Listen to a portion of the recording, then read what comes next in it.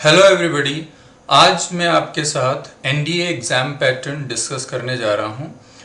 तो 12th के बाद कई सारे बच्चे एनडीए का एग्ज़ाम देते हैं, तो आज मैं आप सभी लोगों को यही बताने जा रहा हूं कि ये किस तरह से होता है, कितने पेपर्स इसमें होते हैं, रिटन एग्ज़ाम के बाद क्या होता है, उनके टोटल मार्क्स क्या होते हैं। तो ये सारी चीज़ें कंप्लीटली ऑन पैटर्न आज हम डिस्कस करेंगे। तो आप देख सकते हैं जैसे यहाँ पर स्क्रीन पे एग्ज़ाम जो है वो ऑफलाइन मोड में होता है। दो इसमें पेपर्स होते हैं, एक जीएटी यानी कि जनरल एबिलिटी टेस्ट और दूसरा होता है मैथमेटिक्स। और इनकी जो ड्यूरेशन है वो 2.5 आवर्स की होती है, यानी 2 पार्ट्स में होता है ये एग्ज़ाम। और इसमें general ability test 2.5 hours, mathematics 2.5 hours. इस तरह से होता है। एग्ज़ाम टाइम 10 to 12:30 और ये जनरल एबिलिटी टेस्ट का टाइमिंग है, यानी कि 10 से 12:30। और मैथमेटिक्स जो है 2 PM to 4:30 PM। ये स्पेशली हम 2020 की बात कर रहे हैं। नंबर ऑफ क्वेश्चंस इसमें जनरल एबिलिटी टेस्ट में 150 और मैथमेटिक्स में 120 होते हैं, यानी कि 150 और 120 इस तरह से हम इन्हें डिवाइड करते हैं। और लैंग्वेज जो क्वेश्चन पेपर की होती है वो इंग्लिश और हिंदी दोनों में ही होती है, यानी कि आप चूज़ कर सकते हैं इधर हिंदी और इंग्लिश। अब ये जो रिटन एग्ज़ाम है ये 900 मार्क्स का होता है, जिसमें 600 जीएटी के होते हैं और 300 मैथमेटिक्स के लिए होते हैं। और इसके बाद इंटरव्यू होता है, और इंटरव्यू जो है वो 900 मार्क्स का होता है, यानी कि जितना वेटेज रिटन एग्ज़ाम का है उतना ही वेटेज एसएसबी इंटरव्यू का भी है। अब यहाँ पर कुछ और मैं आपको डिटेल्स बताता हूँ कि पेपर 1 इसमें मैथमेटिक्स का होगा और इसके जो मैक्सिमम मार्क्स हैं वो 300 हैं, ड्यूरेशन 2.5 जैसा अभी मैंने आपको बताया।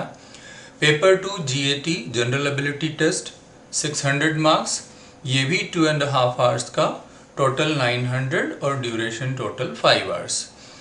पार्ट ए जो होगा इसमें, यानी कि अगर हम बात करें जीएटी की, तो पार्ट ए इंग्लिश होता है जिसमें 50 क्वेश्चंस होते हैं और 200 मार्क्स इसके मैक्सिमम मार्क्स हैं। अब इसमें ये आपको सिनोनिम्स, एंटोनिम्स और भी वोकैब रिलेटेड क्वेश्चंस जैसे सेंटेंस ऑर्डरिंग और एक ही सेंटेंस में फ्रेजेस या वर्ड्स को ऑर्डर करना, अरेंज करना, कॉम्प्रहेंशन का, रीडिंग कॉम्प्रहेंशन का टेस्ट, ईडियम जो होते हैं, ईडियम्स एंड फ्रेजेस, उनका टेस्ट। तो इस तरह के टेस्ट इसमें लिए जाते हैं। तो इंग्लिश का पेपर एक एवरेज हम कह सकते हैं नॉर्मल लेवल का पेपर होता है, जो इंग्लिश और हिंदी मीडियम दोनों को ध्यान में रख करके ही वो बनाया जाता है। बहुत ज़्यादा टफ और बहुत ज़्यादा इजी दोनों ही हम नहीं कह सकते, मीडियम लेवल हम इसे ईजिली कह सकते हैं। जनरल नॉलेज जो होता है पार्ट बी इसी का। तो जनरल नॉलेज में physics, chemistry, general science, history, freedom movement, geography, current events, इन सब से रिलेटेड क्वेश्चंस होते हैं।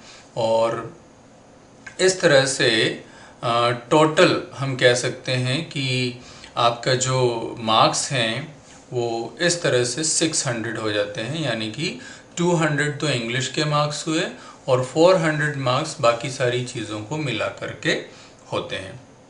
तो आप आराम से ये चीज़ देख सकते हैं और समझ भी सकते हैं। इसी तरह से नेगेटिव मार्किंग इसमें होती है, यानी कि 1/3 ऑफ द मार्क्स जो भी अलॉट किया है ईच क्वेश्चन को, जैसा कि आप देख सकते हैं कि जीएटी में 4 होता है करेक्ट आंसर का और मैथमेटिक्स में 2.5 होता है करेक्ट आंसर का। तो अगर आप नेगेटिव मार्किंग करते हैं, यानी कि गलत आंसर पर आप टिक करते हैं, तो जीएटी में तो आपके 1.33 मार्क्स कट होंगे और मैथमेटिक्स में 0.83 मार्क्स आपके कट होंगे। इस तरह से नेगेटिव मार्किंग का इसमें प्रोविज़न है, यानी कि हम और प्रिसाइज कहें तो 1/3 ऑफ दी अलॉटेड मार्क्स, ये आपका इसमें डिडक्शन होता है। एनडीए का जो रिटन एग्ज़ाम है उसके बाद में फिर और भी चीज़ें हैं, जैसे कि उसे हम स्टेज 1 कहें, और दूसरा जो स्टेज होता है वो एसएसबी इंटरव्यू होता है। तो एसएसबी इंटरव्यू भी 2 स्टेजेस में डिवाइडेड है। तो स्टेज फर्स्ट की अगर हम बात करें तो इसमें होता है स्क्रीनिंग और साइकोलॉजिकल टेस्ट। तो अब स्क्रीनिंग में जो होगा उसमें तो verbal and non verbal test होते हैं, और पीपीडीटी जो है पिक्चर परसेप्शन और डिस्क्रिप्शन टेस्ट होता है। तो वर्बल नॉन वर्बल तो सबको पता है। पीपीडीटी यानी पिक्चर परसेप्शन, रैंडम पिक्चर्स को आपको समझना होता है और उसके बाद में उनसे स्टोरी बनानी होती है, और फिर उसके बाद एक ग्रुप डिस्कशन टाइप होता है जिसमें आपको वो अपने ग्रुप में डिस्कस करना होता है, बताना होता है, वो स्टोरी बतानी होती है। तो ये होता है PPNDT, picture perception and description test. इसी तरह से दूसरा जो है इसका इसी का पार्ट साइकोलॉजिकल टेस्ट। तो अब साइकोलॉजिकल टेस्ट में थीमेटिक अपरसेप्शन, जिसे हम टीएटी शॉर्ट में कहते हैं, थीमेटिक अपरसेप्शन टेस्ट। तो इसमें जैसा कि हम पीपीडीटी में बात कर रहे थे, कुछ ऐसा ही एक प्रोजेक्टिव टेस्ट होता है जिसमें कार्ड्स या पिक्चर्स आपको शो की जाती हैं, और जनरली जो एग्जामिनर्स होते हैं 5 to 12 कार्ड्स तक यूज़ करते हैं। वैसे ओरिजिनली काफ़ी सारे होते हैं, बट जनरल हम जैसा मैं इस एग्ज़ाम की बात करूं तो 5 to 12 कार्ड्स या फिर इतनी ही पिक्चर्स वो किसी भी तरह से आपको शो की जा सकती है, और उससे आपको एक थीम आपको प्रोजेक्ट करनी होती है, एक स्टोरी आपको बनानी होती है जिसमें कोई हीरो हो, कोई चैलेंज हो, और हीरो उस चैलेंज को ओवरकम करे। तो इसे हम बोलते हैं थीमेटिक अपरसेप्शन टेस्ट। इसी तरह से होता है वर्ड एसोसिएशन टेस्ट। तो वर्ड एसोसिएशन टेस्ट क्या होता है कि आपको जैसे वर्ड मिला, उस वर्ड को आपको एलैबोरेट करना है, सेंटेंस में यूज़ करना है, किसी चीज़ से एसोसिएट करना है। जैसे आपको वर्ड दिया भाई बिगेन, और आपने कहा कि I began getting serious about this last year, तो ऐसे आपने उसको एसोसिएट कर दिया। आपको कोई दूसरा वर्ड दिया, जैसे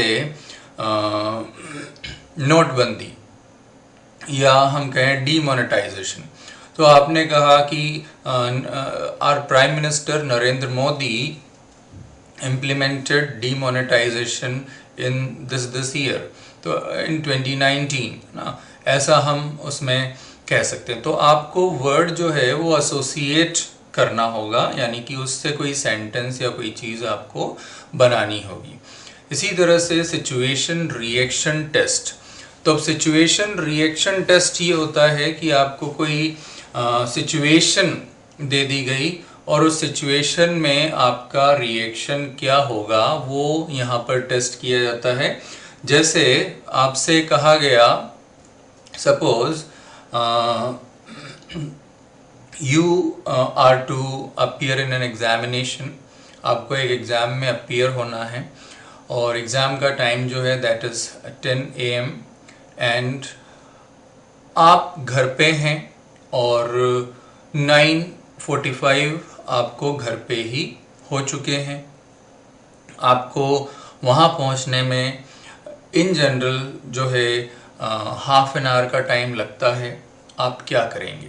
तो ऐसी एक सिचुएशन आपके सामने, मतलब कोई भी एक प्रॉब्लम बेस्ड सिचुएशन आपको दी जाती है, और उस प्रॉब्लम बेस्ड सिचुएशन में आप कैसे रिएक्ट करेंगे, तो वो रिस्पॉन्स यहाँ पर टेस्ट होता है। इसी तरह से सेल्फ डिस्क्रिप्शन टेस्ट है ये। तो सेल्फ डिस्क्रिप्शन टेस्ट का मतलब होता है जिसमें आपको डिस्क्राइब यानी अपने बारे में बताना होता है, अपनी फैमिली के बारे में बताना होता है, और उनके थ्रू, यानी कि जैसे पेरेंट्स हैं तो पेरेंट्स आपके बारे में क्या सोचते हैं, आपके जो टीचर्स हैं वो आपके बारे में क्या सोचते हैं, आपके कोई अगर फ्रेंड्स हैं तो वो आपके बारे में क्या सोचते हैं, तो वो उनके थ्रू, और आप खुद अपने बारे में क्या सोचते हैं, तो उनके थ्रू आपकी एक पर्सनैलिटी को यहाँ पर टेस्ट किया जाता है कि आपकी पर्सनैलिटी किस तरह की है, वो यहाँ पर हम इसके थ्रू एग्जामिनर्स पता करते हैं। फिर इसके बाद जो सेकेंड स्टेज आती है इसमें, वो है ग्रुप टेस्टिंग ऑफिसर्स टेस्ट। तो ये एक्चुअल में जो है इसमें कई सारी चीज़ें आपकी टेस्ट की जाती हैं। जैसे यहाँ आप देख सकते हैं जीडी, यानी ग्रुप डिस्कशन आपका इसमें होता है, यानी कोई टॉपिक जिस पर आपको ग्रुप में डिस्कशन करना होता है। ये बहुत ही कॉमन चीज़ है जो आपने जनरली सुनी होगी। इसी के बाद फिर जो नेक्स्ट है वो है ग्रुप प्रोग्रेसिंग एक्सरसाइज। तो ग्रुप प्रोग्रेसिंग एक्सरसाइज में आपको एक ग्रुप मिलेगा और उसमें आपको एक टास्क दिया जाता है जो आपको ग्रुप में परफॉर्म करना होता है, और उस टास्क में फिर आपको कुछ प्रॉप्स या हेल्प वगैरह, ऐड वगैरह भी दिए जा सकते हैं और जो जनरली दिए जाते हैं, और उसी में फिर आपको करके बताना होता है। इसी तरह से इसमें फिर है कि पीजीटी यानी प्रोग्रेसिव ग्रुप टास्क, ये भी कुछ इसी तरह का ही होता है, जिसमें आपको ये भी ग्रुप टास्क होता है जो आपको कोई भी टास्क दिया गया कि जैसे एक जगह एंटी सोशल एलिमेंट्स ने कुछ बवाल खड़ा कर दिया और फिर आप किसी को हॉस्पिटल में मदद के लिए भी पहुंचाना है, तो आपको एक ग्रुप मिला हुआ है, उस ग्रुप को आप कैसे डिवाइड करेंगे, उस ग्रुप के मेंबर्स को आप कितने जनों को कहाँ भेजेंगे, कैसे सारी सिचुएशन को हैंडल करेंगे, तो वो यहाँ पर टेस्टिंग होती है। जैसे 5 लोगों का ग्रुप है तो 5 लोगों के ग्रुप में से आप 2 जनों को कहाँ भेजेंगे, 3 जनों को कहाँ भेजेंगे, इस तरह का जो है एक आइडिया कि आप कैसे ग्रुप को मैनेज कर सकते हैं और साथ में चैलेंजेस को भी मैनेज कर सकते हैं, वो यहाँ पर टेस्टिंग की जाती है। इसी तरह से हाफ ग्रुप टास्क है ये। तो इसमें भी क्या होता है, इन सब में आपको ऑब्स्टेकल्स मिलती हैं, परेशानियां मिलती हैं, और उन ऑब्स्टेकल्स को हमें ओवरकम करना होता है कि कैसे हम उन ऑब्स्टेकल्स को ओवरकम कर सकते हैं। अब हाफ ग्रुप टास्क में जो ग्रुप है वो आधा हो जाता है और फिर उस आधे ग्रुप से आपको टास्क परफॉर्म करना होता है, कम मेंबर्स के साथ में टास्क परफॉर्म करना होता है। तो ये इसे हम HGT कहते हैं। और इसी तरह से फिर होता है ये IOT यानी कि इंडिविजुअल ऑब्स्टेकल टास्क। इसमें आपके पास कोई ग्रुप नहीं होता, आप केवल अकेले होते हैं और आपको जो टास्क है वो कंप्लीट करना होता है। अब इसमें भी टास्क में 3 बातें होती है, वाइट, ब्लैक और रेड, इस तरह से करके इनको हम डिवाइड करते हैं। तो इसमें जो रेड होता है, रेड में ये होता है कि आप टच नहीं कर सकते किसी भी चीज़ को, और बाकी जो स्टेजेस हैं उनमें ये लिमिटेशन जो है वो थोड़ी थोड़ी कम होती जाती हैं। तो ये सब हालांकि वहाँ इंटरव्यू पर पहुँचने के बाद की बातें हैं, मैं आपको जस्ट इनका एक ब्रीफ आइडिया यहाँ पर दे रहा हूँ। फिर कमांड टास्क है, यानी कि आप किस तरह से कमांड कर सकते हैं, आप सिचुएशन को, अपने साथियों को कैसे कमांड कर सकते हैं, तो वो यहाँ पर टेस्टिंग होती है। तो ऐसा कोई टास्क दिया जा सकता है जिससे आपकी कमांडिंग एबिलिटी का पता लगे। फिर ऐसे ही स्नेक रेस हम कहें या ग्रुप ऑब्स्टेकल रेस, फिर इंडिविजुअल लेक्चर होता है, और फिर यहाँ पर ये है फुल ग्रुप टास्क, ये आपको परफॉर्म करना होता है। और फिर हम देखें यहाँ पर पर्सनल इंटरव्यू और कॉन्फ्रेंस, ये चीज़ें इसमें होती हैं। तो इतनी सारी चीज़ें आपके एनडीए के एग्ज़ाम में होती है। कई सारी आप देख सकते हैं, इसमें इतना इजी नहीं है, डिफ़िकल्टी का लेवल जो है वो जनरल एग्ज़ाम से ज़्यादा है। और फिर लेवल दोनों तरफ से हम कह सकते हैं कि इसमें ये जो एग्ज़ाम है, एग्ज़ाम के बाद में जो स्टेजेस हैं ये 5 दिन में लगभग कंप्लीट होती है, जिसमें अलग अलग प्रोसेस से आपको होकर के गुजरना होता है। तो वास्तव में जो टेस्ट है ये प्रूव करता है कि डिफेंस एकेडमी के लिए आप फिट हो या नहीं हो, वो पूरी टेस्टिंग फिजिकली मेंटली हर तरह से आपकी पूरी टेस्टिंग यहाँ पर होती है और उसके बाद ही आपको डिफेंस के लिए सेलेक्ट किया जाता है। तो इसलिए आपको मेंटली टफ होने के साथ साथ आपको फिजिकली भी टफ होना होता है और आपकी ओवरऑल पर्सनैलिटी का टेस्ट यहाँ पर इसके थ्रू हो जाता है। तो काफ़ी अच्छी प्रिपरेशन की आपको इसमें ज़रूरत होती है और इसके लिए बहुत सारे माध्यम अवेलेबल हैं, बहुत सारे सेंटर्स और टीचर्स अवेलेबल हैं। तो आपको इसके लिए एक सूटेबल सिलेक्शन करना बहुत ज़रूरी होता है, एक सूटेबल गाइडेंस की बहुत ज़रूरत होती है और वो आपको काफ़ी सोच समझ करके करना चाहिए। तो ये सारी बातें हैं एग्ज़ाम पैटर्न के बारे में। आई होप आपको अच्छे से समझ में आई होगी।